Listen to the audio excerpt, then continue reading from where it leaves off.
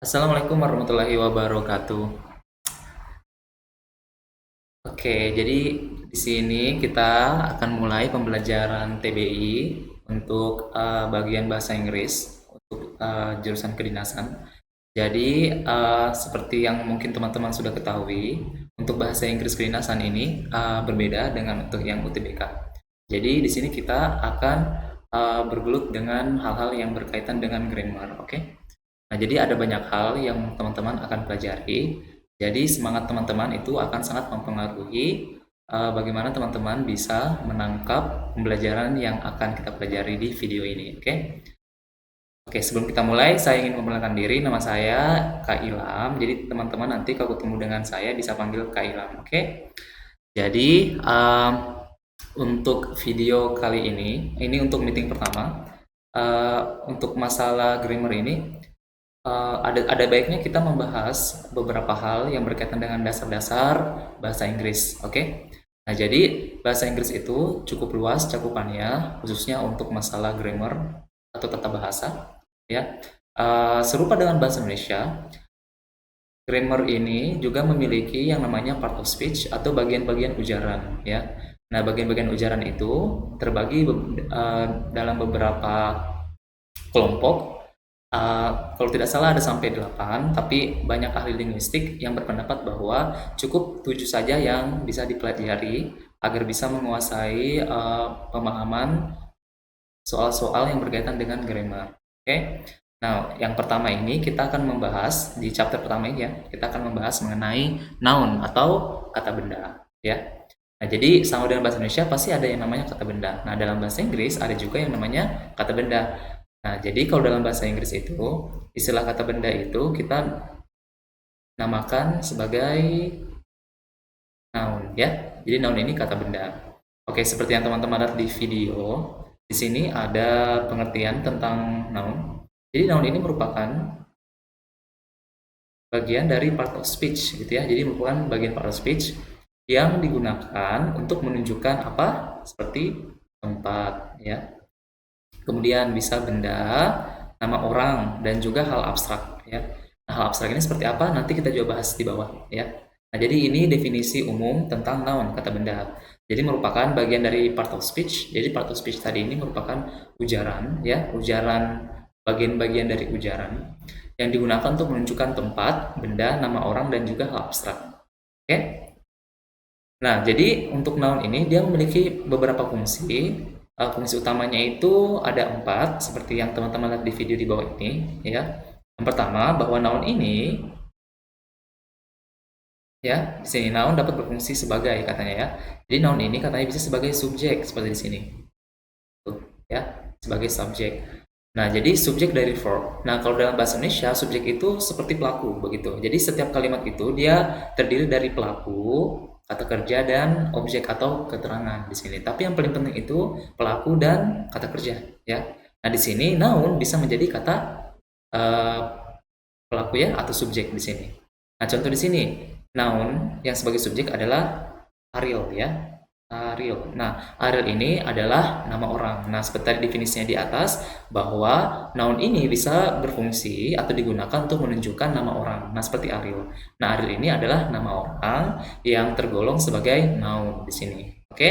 Jadi, Ariel di sini berfungsi sebagai subjek khususnya, ya. Makanya dia ada di depan. Dan kalau teman-teman perhatikan tulisan Ariel ini Kak Ilham tebalin, ya, supaya bisa lebih jelas membandingkannya dengan kata-kata setelahnya, ya. Oke, itu mengenai subjek dari verb. Kemudian fungsi noun yang kedua, dia bisa menjadi pelengkap ya dari verb gitu. Pelengkap dari verb. Kalau teman-teman ingat rumus pembentukan kalimat itu teman-teman bisa gunakan seperti subjek, kemudian verb, setelah itu objek ya atau complement di sini. Kalau ini bahasa Inggris ya. Jadi ada subjek or subject, verb, object or complement di sini. Nah, tadi yang nomor 1 ini adalah subjek ya, sebagai subjek di sini. Nah, kemudian yang nomor 2 dia sebagai pelengkap. Nah, pelengkap itu yang ini. Oke, disebut sebagai complement dalam bahasa Inggris. Nah, seperti apa? Nah, kata benda yang difungsikan sebagai pelengkap, coba lihat contohnya di sini. Minho is a singer in the coffee shop. Jadi katanya Minho ini merupakan penyanyi, ya. Jadi merupakan penyanyi di coffee shop. Jadi coffee shop ini kayak warkop ya, kalau bahasa sederhananya. Jadi a singer ini yang Kak Ilham tebalin ini merupakan noun yang berfungsi sebagai pelengkap dari verb. Verbnya yang mana? Ini is ya. Di sampingnya ada kata is. Is itu adalah verb gitu. Jadi kita butuh noun sebagai lengkap, oke, supaya lengkap. Coba kalau tidak ada pelengkapnya, masa cuman Minho is apa? Ya kan? Jadi kita perlu pelengkap di situ. Nah, jadi di sini noun fungsinya seperti ini, bisa menjadi pelengkap dari kata kerja. Bahwa Minho adalah seorang penyanyi di coffee shop. Oke, bisa dipahami? Selanjutnya, fungsi noun itu bisa menjadi objek juga. Contoh seperti sini ya. Bisa menjadi objek.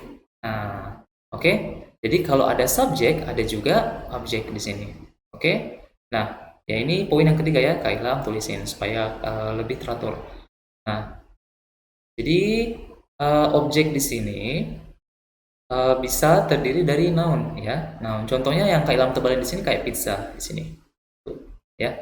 Jadi pizza. Jadi pizza ini adalah objek begitu. Objek dari verb. Apa verbnya? Pasti di sebelahnya tadi sebelum kata pizza yaitu ate. Ate ini verb 2 atau bentuk lampau dari eat yaitu makan. Jadi saya makan pizza begitu. Jadi di sini dia berfungsi sebagai objek karena kata kerja itu memerlukan objek supaya jelas. Saya makan. Biasanya kita perlu memberikan keterangan apa yang kita makan begitu. Nah, di sini adalah pizza. Nah, jadi pizza ini adalah kata benda gitu ya. Kata benda noun yang dijadikan objek di kasus ini. Oke, semoga paham ya sampai di sini. Kemudian kita ke nomor 4, oke? Nah, nomor 4 ini kata benda bisa jadi sebagai objek dari preposisi, begitu. Objek dari preposisi. Jadi kalau preposisi itu dalam bahasa Indonesia artinya ya satu sini ya preposisi ya. Preposition di sini ya. Jadi preposition di sini kata depan. Oke? Jadi dia adalah kata depan di sini. Oke, semoga bisa dibaca ya tulisannya. Jadi preposition ini adalah kata depan. Nah, jadi kata depan apa yang ada di depan objek itu maksudnya. Oke? Nah, coba teman-teman perhatikan. Jadi kata benda di sini bisa sebagai objek dari kata depan begitu. Kata depan di sini apa? Tuh di sini, ya. Tuh ini adalah preposisi atau kata depan begitu. Kenapa dia di depan? Karena dia berada sebelum objek. Nah, objeknya apa? Harry di sini, ya. Jadi Harry di sini sebagai objek begitu. Nah, jadi bisa sebagai object of preposition. Nah, ini yang disebut sebagai object of preposition. Itu sebagai preposition, Harry sebagai kata bendanya, noun. Ya, oke. Jadi itu sekian dari beberapa fungsi kata benda.